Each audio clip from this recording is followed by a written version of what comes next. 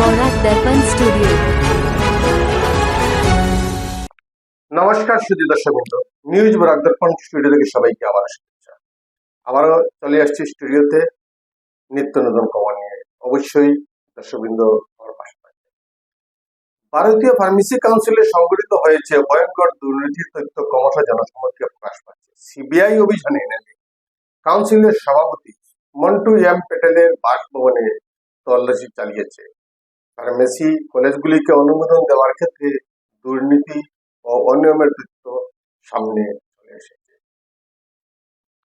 প্রাথমিক পর্যায়ে তদন্তে উঠে এসেছে কলেজকে অনুমোদন প্রদানের সময় দুর্নীতি, নিয়ন্ত্রণহীনতা এবং আরো নানা অসঙ্গতি প্রমাণ পাওয়া গেছে। তাছাড়াও কাউন্সিলে নির্বাচনের ক্ষেত্রেও অনিয়মের ইঙ্গিত তদন্তে মিলছে। সিবিআই তদন্ত জারি রেখেছে। এই তদন্তে ভবিষ্যতে অনেকেই সিবিআই জালে ধরা পড়তে পারে। এমনকি অনিয়মের মাধ্যমে অনুমোদন পাওয়া কয়েকশো কলেজের বিরুদ্ধে পদক্ষেপ নিতে পারে কেন্দ্রীয় স্বাস্থ্য মন্ত্রক। চীন সরকার এতদিন যাকে লালন পালন ও ভরণ পোষণ দিয়েছিল, সেই বন্ধু দেশ পাকিস্তান এখন আমেরিকাকে বেশি পছন্দ করতে শুরু করেছে। যুদ্ধ বিমান এবং অত্যাধুনিক শাসনিয়ম কেনার জন্য আমেরিকার দ্বারস্থ, সেই সঙ্গে আমেরিকার কাছ থেকে আর্থিক মদতও পাচ্ছে পাকিস্তান। পাকিস্তানের সেনাপ্রধান ও উচ্চপদস্থ বেশ কয়েকজন সামরিক কর্তারা আমেরিকা সফরের সময় সেই বিষয়ে আলোচনা হয়েছে। সেই আলোচনার ধারাবাহিকতায় বর্তমানে আমেরিকা সফরে থাকা পাকিস্তান বায়ুসেনার প্রধান এই সিদ্ধান্তের ঘোষণা দিয়েছে।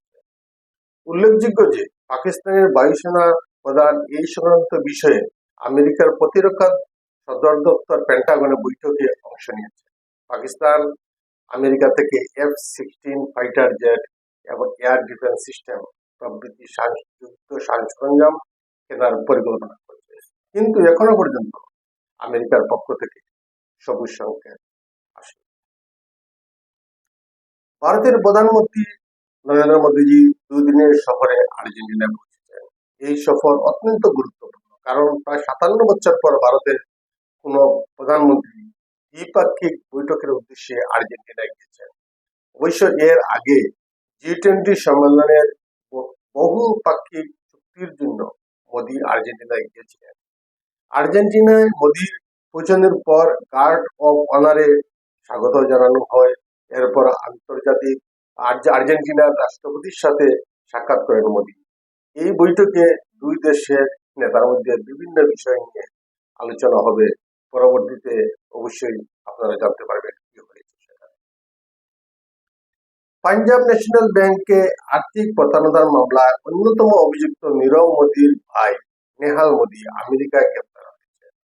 ভারতের দুই তদন্তকারী সংস্থা সিবিআই এবং ইডির তরফে নেহালকে ভারতে প্রত্যাবর্তনের জন্য অনুরোধের পরিপ্রেক্ষিতে তাকে গ্রেপ্তার করা হয়েছে।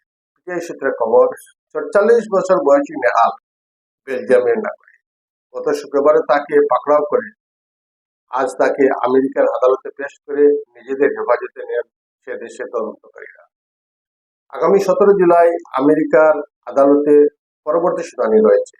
ভারতের হাতে প্রত্যাবর্তনের জন্য ইতিমধ্যে প্রক্রিয়া শুরু করেছে আমেরিকার প্রশাসন। গাজায় 60 দিনের যুদ্ধবিরতিতে এবার রাজি হয়েছে প্যালেস্তাইন পন্থী সশস্ত্র গোষ্ঠী হামাস। আমেরিকা আগেই দাবি করেছিল এই বিষয়ে রাজি হয়েছে ইসরায়েল। তারপর হামাসকে হুঁশিয়ারিও দিয়েছিলেন ডোনাল্ড ট্রাম্প।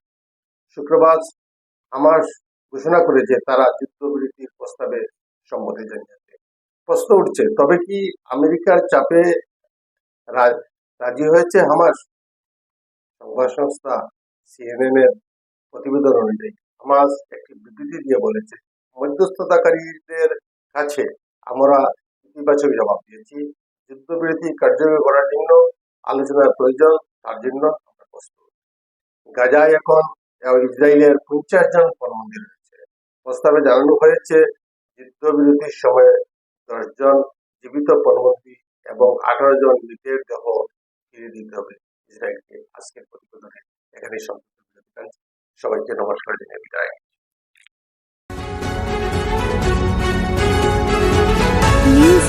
दर्पण स्टूडियो।